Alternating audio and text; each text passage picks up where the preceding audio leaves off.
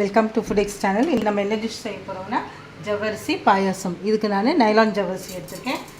இப்போது நம்ம ஒரு கீ போட்டுப்போம். 2 to 3 டீஸ்பூன்ஸ் ஆஃப் கீ போட்டுட்டு பேன் எடுத்து கீ ஹீட் பண்ணிவிட்டு எப்பயுமே பொடியாக நறுக்கின முந்திரி ஃபைன்லி சாப் கேஷ்நட்ஸ் போட்டிங்கன்னா பாயாசத்தில் எல்லாருக்கும் வரும். சும்மா ஃபுல்லாக போட்டுட்டா யாருக்குமே வராது, எங்கேயோ போய் நின்றுடும். அதனால் எப்பயுமே பொடியாக நறுக்கி எடுத்து வச்சுக்கோங்க. அது கூடயே ரேசன்ஸ், ட்ரை கிரேப்ஸ், காஞ்ச திராட்சை எடுத்து வச்சுக்கோங்க. அதுவும் பொரிச்சு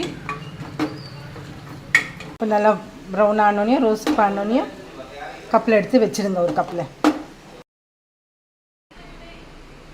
இப்போ அதே நெய்யில் ஜவ்வரிசி போட்டு நல்லா ரோஸ்ட் பண்ணிக்கோங்க. ஜவ்வரிசி நல்லா பொரிஞ்சதும் இந்த மாதிரி பொரிஞ்சதும் படப்பட நல்லா பொரிஞ்சதும் நம்ம தண்ணி ஆட் பண்ணிக்கலாம். ஒரு 2 கப் தண்ணி ஊற்றி நல்லா வேக வச்சுடுங்க. நல்லா வெந்ததும் இப்போது நல்லா 2 கப் சுகர்ஸ் ஆட் பண்ணிக்கோங்க. 1 கப் ஜவ்வரிசிக்கு 2 கப் சுகர் ஆட் பண்ணியிருக்கேன். உங்களுக்கு நல்லா பாயில் பண்ணிவிடுங்க. நல்லா சாஃப்டாக க்ளாஸியாக வர வரைக்கும், ஒரு கண்ணாடி பதத்துக்கு வர வரைக்கும், சாஃப்டாக ஆகிற வரைக்கும் வேக வச்சுடுங்க.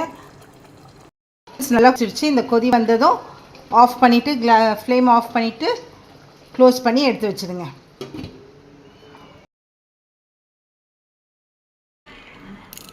ஒரு மிக்ஸி ஜாரில் ஏலக்காவும் ஒரு 2 டீஸ்பூன்ஸ் ஆஃப் சுகர் இல்லாட்டி 2 டேபிள் ஸ்பூன் சுகர் போட்டு பவுடர் பண்ணி எடுத்து வச்சுக்கோங்க.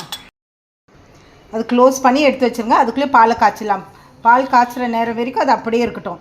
எப்பயுமே ஒரு வெசலில் பால் காய்ச்சையில் கொஞ்சம் தண்ணி ஊற்றிட்டு அதுக்கப்புறம் பாலை ஊற்றிடுங்க. நான் இப்போ 1/2 லிட்டர் மில்க் ஊற்றிருக்கேன். உங்களுக்கு வேணும்னா 3/4 லிட்டர் 3/4 லிட்டர் பால் வரைக்கும் ஊற்றலாம். இப்போ இது நல்லா ஆறிடுத்து. ஒரு 1/2 hour கிட்ட அப்படியே வச்சுங்க.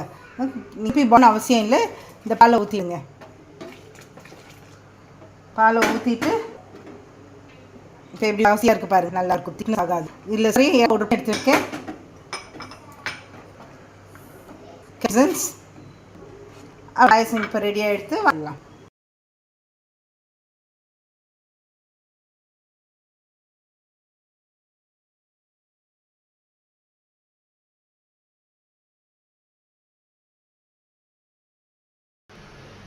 இப்போ நம்ம ஜவ்வரிசி பாயசம் ரெடி ஆகிடுது.